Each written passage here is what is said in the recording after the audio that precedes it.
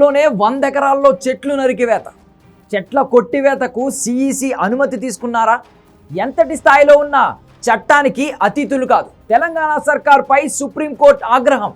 అన్ని రకాల చర్యలు నిలిపివేయాలని ఆదేశాలు. చీఫ్ సెక్రటరీ సమాధానం చెప్పాలన్న సుప్రీంకోర్టు.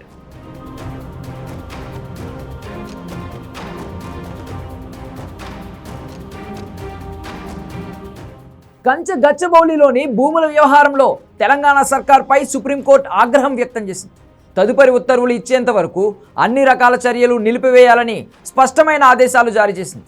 సుప్రీంకు హైకోర్టు రిజిస్ట్రార్ మధ్యంతర నివేదికను పంపారు. తమ ప్రశ్నలకు ప్రభుత్వ ప్రధాన కార్యదర్శి సమాధానం చెప్పాలని ఆదేశించింది. ఇంతకీ భూమి ప్రభుత్వానిదా లేదంటే అటవీ శాఖదా? టీజీఐఐసి ఏం చెబుతోంది?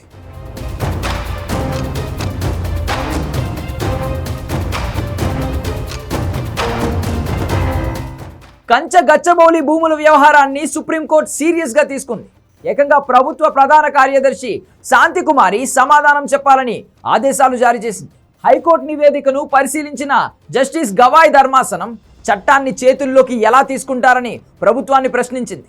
ఇది చాలా తీవ్రమైన అంశమన్న సుప్రీం ఈ వ్యవహారానికి సంబంధించి వార్తా కథనాలను అమికస్ క్యూరీ జస్టిస్ గవాయ్ ధర్మాసనం ముందు మెన్షన్ చేసింది. 3 రోజుల్లో 100 ఎకరాల్లో చెట్లు కొట్టివేత చిన్న విషయం కాదని ధర్మాసనం అభిప్రాయపడింది. చెట్లు కొట్టవేతకు సిఈసి అనుమతి తీసుకున్నారా అంటూ ప్రభుత్వాన్ని ప్రశ్నించింది. తమ ప్రశ్నలకు చీఫ్ సెక్రటరీ సమాధానం చెప్పాలని ఆదేశించిన సుప్రీంకోర్టు జరిగిన దానిపై అఫిడవిట్ దాఖలు చేయాలని ఆదేశాలు జారీ చేసింది. ఈ నెల 16న తదుపరి విచారణ చేపట్టనున్నట్లు సుప్రీం తెలిపింది.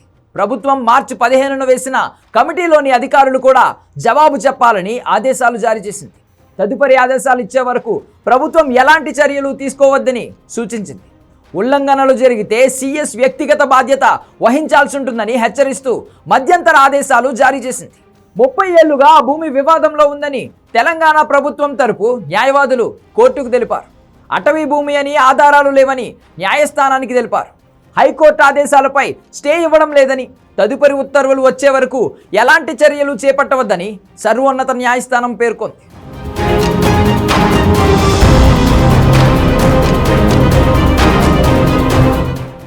గచ్చబౌలి గ్రామం సర్వే నంబర్ 25లోని 400 ఎకరాల భూమిని 2004 జనవరి 13న నాటి ఆంధ్రప్రదేశ్ ప్రభుత్వం క్రీడా వసతుల అభివృద్ధికి ఐఎంజీ అకాడమీస్ భారత ప్రైవేట్ లిమిటెడ్కు కేటాయించినట్లు ప్రభుత్వం తెలిపింది. IMG academies Bharat private limited తన ప్రాజెక్టును ప్రారంభించకపోవడంతో 2006 నవంబర్ 21న నాటి రాష్ట్ర ప్రభుత్వం భూ కేటాయింపును రద్దు చేసింది. ఆ తర్వాత ఏపీ యువజన సర్వీసులు, పర్యాటక, సాంస్కృతిక శాఖకు కేటాయించినట్లు తెలిపింది. ప్రభుత్వ నిర్ణయాన్ని సవాలు చేస్తూ ఐఎంజీ అకాడమీస్ 2006లో హైకోర్టు పిటిషన్ దాఖలు చేసిందని, ప్రభుత్వ సుదీర్ఘ న్యాయ పోరాటం తర్వాత ఐఎంజీ పిటిషన్ను హైకోర్టు 2024 మార్చి 7వ తేదీన కొట్టివేసిందని ప్రభుత్వం తెలిపింది. హైకోర్టు ఉత్తర్వులను సవాల్ చేస్తూ ఐఎంజీ అకాడమీస్ సుప్రీంకోర్టులో పిటిషన్ వేసింది. 2024 మే 3వ తేదీన సుప్రీంకోర్టు సైతం ఆ భూములు ప్రభుత్వానికే చెందుతాయని తీర్పు వెలువరించినట్లు ప్రభుత్వం తెలిపింది.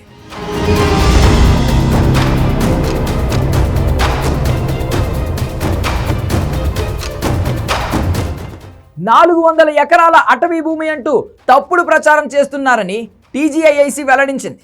ఆ భూమి రెవెన్యూ రికార్డుల్లోనూ ప్రభుత్వ భూమిగానే ఉందని స్పష్టం చేసింది.